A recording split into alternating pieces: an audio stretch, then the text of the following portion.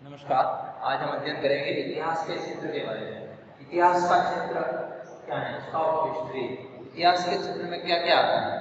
देखिए, जब इतिहास का उद्गम हुआ, इस इतिहास विषय का जब उद्गम हुआ, तो उस अवस्था में इतिहास का क्षेत्र बहुत ही संकुचित था, बहुत ही छोटा था, और अपनी प्रारंभिक अवस्था में इतिहास केवल वीर गाथाओं और कथाओं पर आधारित था। वीर गाथाएं और कथाओं तक सीमित था, उसके बाहर इतिहास कुछ भी नहीं था। लेकिन जैसे जैसे समय बदलता गया, जैसे जैसे आगे बढ़ता गया विषय, वैसे वैसे उसके क्षेत्र, उसका इतिहास का क्षेत्र भी बहुत ही व्यापक होता गया। और कालांतर में अगर देखें इस समय, तो इतिहास का क्षेत्र मानव विकास के साथ साथ आगे बढ़ता गया, और संचार और प्रौद्योगिकी के विकास में तो मानव जाति को एक नई दिशा प्रदान कर और एक पूरे इस संसार को एक गांव की तरह एकत्रित कर दिया। इसी के साथ साथ इतिहास का क्षेत्र भी बहुत ही बढ़ता गया, बहुत व्यापक होता गया। वैसे तो किसी के लिए भी इतिहास का क्षेत्र निर्धारित करना बहुत ही कठिन है। कोई भी लेखक इतिहास का क्षेत्र या इतिहासकार इतिहास का क्षेत्र निर्धारित नहीं कर सकता, उसके लिए बहुत जटिल कार्य है। लेकिन फिर भी निरंतर प्रगति और विकास के युग में मानव के जो क्षेत्र हैं, मानव ने इसमें क्या क्या उन्नति की और किस प्रकार उन्नति की, उसी प्रकार से इसके क्षेत्र में भी वृद्धि होती गई।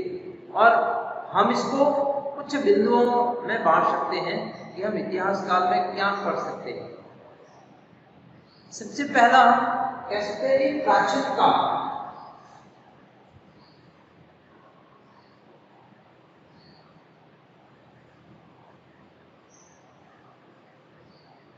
प्राचीन काल यानी प्राचीन काल को प्रारंभिक इतिहास भी कहा जा सकता है कि सबसे जो प्रारंभिक इतिहास है उसको, क्योंकि इसमें इतिहास की जो प्राचीन घटनाएं हैं उसका वर्णन मिलता है, यानी प्राचीन काल का हम इसमें अध्ययन करते हैं और उसके जो प्रारंभिक घटनाएं हैं उसका इसमें वर्णन मिलता है। और इस पक्ष में आदि मानव का विकास, जिसका कोई विश्वसनीय इतिहास तो नहीं है, लेकिन किसी न किसी रूप में हम किसी न किसी तरह से किसी न किसी प्रकार के इतिहासकारों ने अपनी खोज और अपनी कल्पना शक्ति के माध्यम से इसको साकार करते हुए प्राचीन इतिहास को एक बहुत ही महत्वपूर्ण दिशा प्रदान की। जैसा कि हम देखते हैं कि प्राचीन इतिहास प्रथम लिखित अभिलेखों के समय से लगाकर रोमन साम्राज्य के पतन तक को व्याप्त करने वाले जो अवधि के रूप में अगर हम देख सकते हैं, तो सामान्य रूप से विस्तृत घटनाओं को क्रमबद्ध किया इतिहास का। यदि हर जगह से कहीं ना कहीं से कुछ ऐसे उनको अवशेष मिले और उससे इस प्राचीन काल के इतिहास को उन्होंने क्रमबद्ध किया अपनी कल्पना शक्ति के माध्यम से। तो हम इतिहास में प्राचीन काल का भी अध्ययन करते हैं। प्राचीन काल से संबंधित हम मध्यकालीन इतिहास को लेते हैं।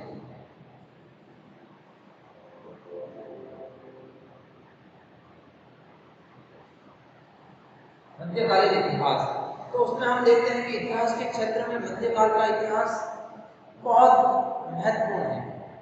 और इस काल में विभिन्न देशों का जो परस्पर संपर्क और सांस्कृतिक आदान प्रदान है वो इतिहास को बहुत ही रोचक बनाता है। जैसा हम शब्दकोश में जैसा कि शब्दकोश में लिखा है, इतिहास के शब्दकोश में, कि मध्यकालीन इतिहास सामान्य इतिहास का वह भाग है जो कि प्राचीन और आधुनिक इतिहास के मध्य आता है। और रोमन साम्राज्य का पतन और 15वीं शताब्दी इसकी बहुत ही उपयुक्त सीमा हम कह सकते हैं कि जहां से रोमन साम्राज्य का पतन हुआ वहां से लगाकर 15वीं शताब्दी तक हम मध्यकालीन इतिहास के अंदर ले सकते हैं। आधुनिक इतिहास भी इतिहास के क्षेत्र के अंदर आता है।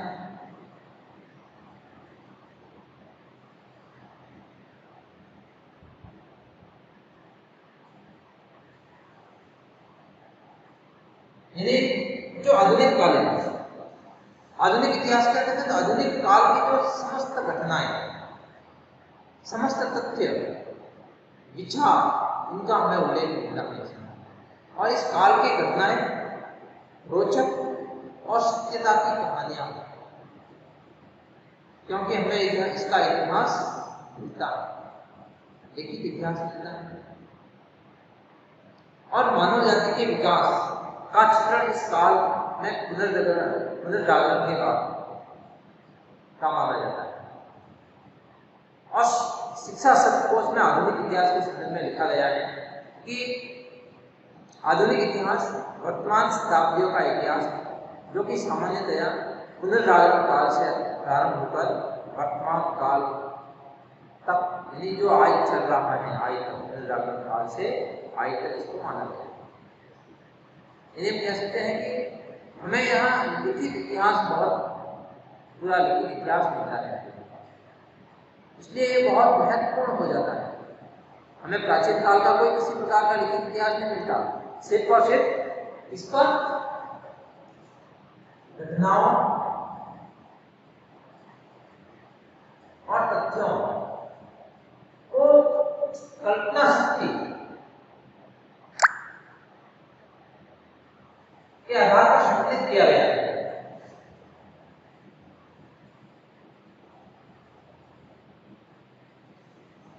इस पर प्राचीन काल के इतिहास में जो घटनाएं घटते हैं उनको कल्पना शक्ति के आधार पर, जिसकी कोई विश्वसनीयता नहीं है,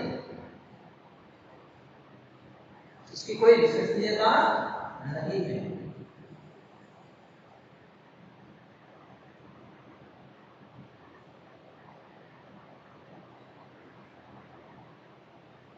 विश्वसनीयता नहीं है। और मध्यकालीन इतिहास को अगर हम देखें तो मध्यकालीन इतिहास कहीं लिखित भी मिलता है, मौखिक भी मिलता है, और मौखिक इतिहास जब होता है तो वो कहीं ना कहीं बदलता रहता है, कुछ मामलों में लिखित है। कई बार हमें शिलालेख और जो विभिन्न लेख मिलते हैं उसके आधार पर इन्हीं शिलालेखों में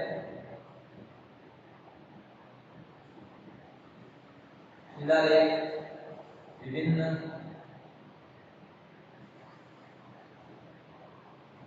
प्रकार के जो लिखित हैं, जो लिखित जैसे ताम्रपत्र हैं, इस प्रकार के बहुत सारे जो हैं, उससे और उसके आधार पर इन घटनाओं को संकलित किया गया है, घटनाएं संकलित की गई। ये पूरी तरह विश्वसनीय तो नहीं, लेकिन कुछ विश्वसनीय इसको क्या कह सकते हैं। और आधुनिक इतिहास पूरी तरह से लिखित है, और ये घटनाओं और तथ्यों का विवरण हमें मिलता है। यहाँ पर हमें समस्त घटनाओं और समस्त तथ्यों का विवरण मिलता है।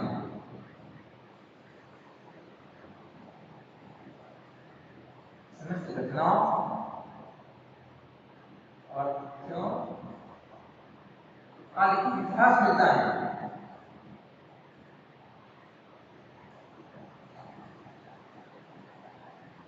यहाँ पर बहुत मामले हैं, बहुत कम मामले में अविश्वसनीय, लेकिन ये विश्वसनीय कहा जा सकता है इसको। इसी प्रकार से इसके अंदर आर्थिक इतिहास भी आता है। अर्थ के मामले में क्या घटनाएं हो रही है, ये भी इतिहास के अंदर आता है। कि समाज के विकास के साथ जो आर्थिक इतिहास का अभ्युदय हुआ और समाज ने अपनी आजीविका के साधनों को किस प्रकार उपलब्ध किया, किस प्रकार से पाया, अपनी आजीविका किस प्रकार चले, नगर सभ्यताओं में आर्थिक जो क्रियाकलाप है वो, और कृषि का किस प्रकार से क्रमिक विकास हुआ, औद्योगिकरण कब हुआ, क्रांतिकारी परिवर्तन कब हुआ औद्योगिकरण उद्योगों का, आर्थिक इतिहास को बहुत ही महत्वपूर्ण ये बनाता है। और इसके अंदर एक नाम आता है कार्ल मार्क्स ने इसको, इसका विशेष योगदान है आर्थिक इतिहास के संबंध में। लेकिन इसके अंदर जितने भी अर्थ संबंधी घटनाएं हैं, यानी धनार्जन, धन का अर्जन किस प्रकार से, आजीविका के साधनों का आजीविका के साधनों का विकास,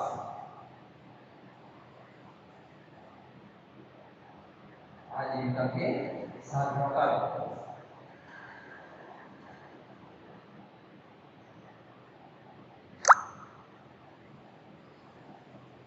इसका अध्ययन उसमें करते हैं। इसी प्रकार से सामाजिक इतिहास का, सामाजिक इतिहास भी एक इतिहास का क्षेत्र है। सामाजिक इतिहास यानी समाज, समाज में क्या क्या चेंजेस हुए, समाज में क्या क्या परिवर्तन हुए, और समाज किसी भी देश के इतिहास का दर्पण होता है। समाज किस प्रकार का है, उस समाज में क्या मूल्य है उस समाज के, वो एक इतिहास का दर्पण होते हैं उस देश के,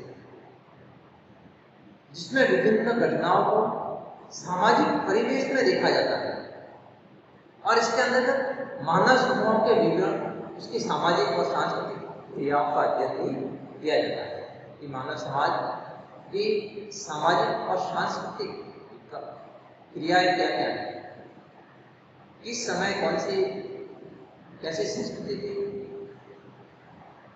सामाजिक इतिहास को लोकप्रिय बनाने में सबसे महत्वपूर्ण योगदान है ट्रेवेलियन का,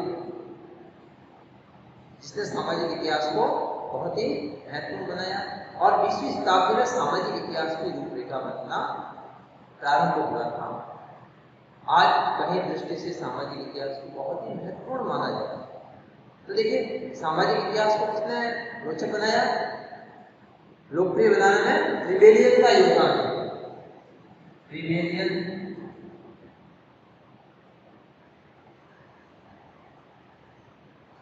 याद रखिएगा, एग्जाम में आ सकता है। ट्रेवेलियन ने इसको सामाजिक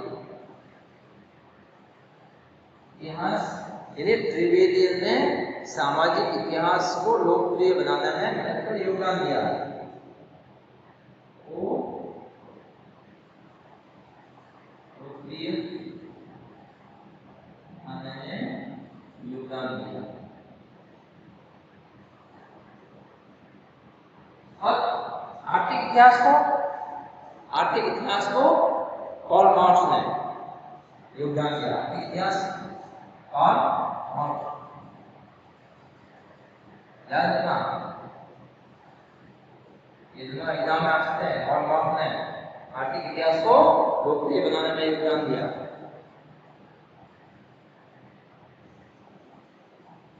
ये बहुत महत्वपूर्ण बातें हैं।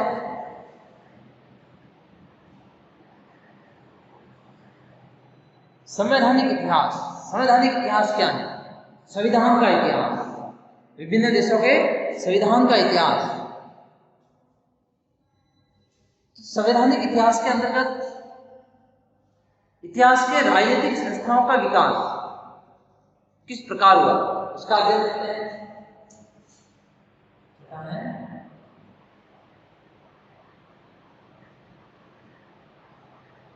संवैधानिक विकास का इतिहास,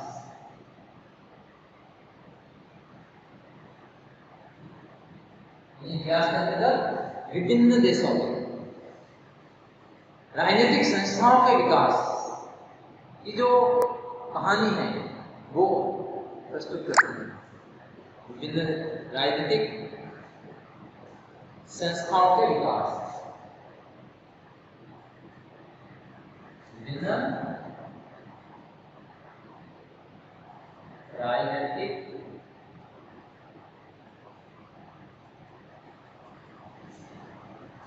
संस्थाओं का विकास प्रस्तुत करती है। और इसी के साथ साथ इसमें सत्यता बहुत अधिक होती है। हेमन, कॉर्नेवॉल, लेविस, मैटलैंड, इन्होंने संवैधानिक इतिहास लिखकर इस इतिहास के क्षेत्र को बहुत ही और भी व्यापक बनाया। कौन कौन है संवैधानिक इतिहास के प्रमुख इतिहासकार? हेलन, लेविस, इसी प्रकार से कॉर्निवॉल, मैटलैंड,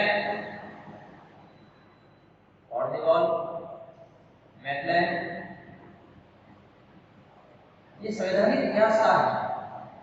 ये संवैधानिक इतिहासकार ने संवैधानिक इतिहास लिखकर इस इतिहास के क्षेत्र को और व्यापक बना दिया। वैदिक काल की जो संवैधानिक व्यवस्था थी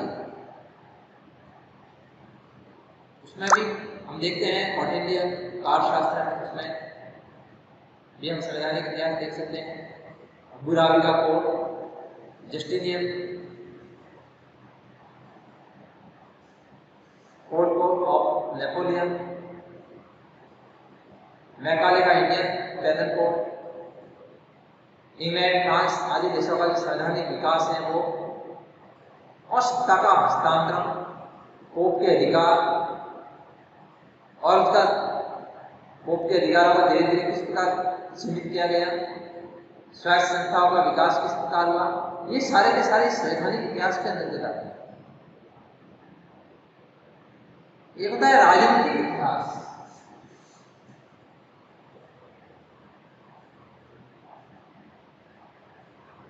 राजनीतिक इतिहास, राजनीतिक इतिहास, और इसके अंदर राजनीतिक घटनाओं और देश देश में जो हलचल होती है उसका अध्ययन करते हैं, और इससे देश की जो राजनीतिक और अंतर्राष्ट्रीय संबंधों का विकास किस प्रकार हुआ, विभिन्न देशों में अंतर्राष्ट्रीय घटनाओं का, अंतर्राष्ट्रीय संबंधों का विकास किस प्रकार हुआ, इसके अंतर्गत प्लेटो, सुकरात, कौटिल्य इन्होंने राजनीतिक इतिहास को जन्म दिया। इसको कह सकते हैं प्लेटो,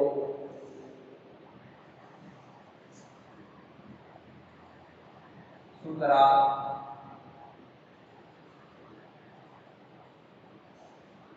कौटिल्य, ये राजनीतिक इतिहासकार है। उन्होंने राजनीति का इतिहास लिखा और इस दिशा में बहुत ही महत्वपूर्ण काम किया। देश विदेश की घटनाओं और का उल्लेख और संबंधों का उल्लेख मिलता है। देश विदेश की घटनाओं और संबंधों का उल्लेख,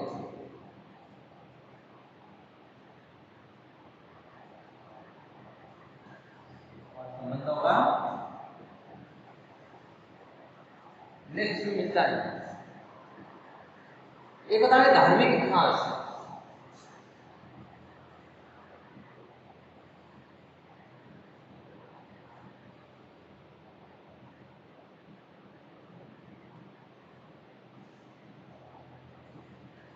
और इसके अंदर धार्मिक भावना से प्रेरित होकर बहुत सारे इतिहासकारों ने धार्मिक इतिहास लिखे, जैसे बौद्ध धर्म का इतिहास, जैन धर्म का इतिहास, सिख धर्म का इतिहास, इस्लाम धर्म का इतिहास। ये सारे क्या है? ये धार्मिक इतिहास है। और यूरोप में तो पुनर्जागरण काल और धर्म सुधार काल को भी धार्मिक इतिहास का एक स्वर्ण काल माना जाता है। यानी विभिन्न धर्मों का इतिहास, विभिन्न धर्मों का इतिहास,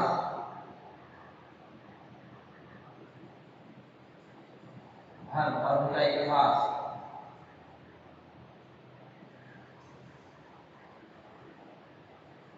इसके अंतर्गत धार्मिक इतिहास के अंतर्गत अध्ययन किया जाता है। इसी के साथ साथ देखता है विश्व इतिहास।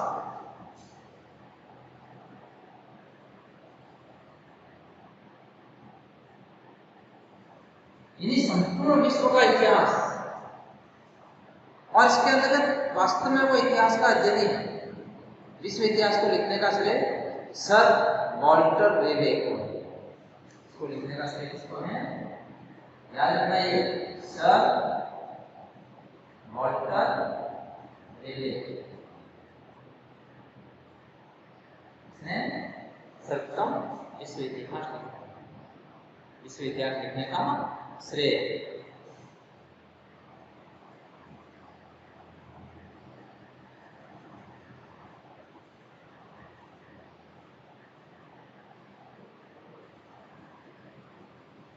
इसको जाता है सर वॉल्टर रेले। दिशा में बहुनवी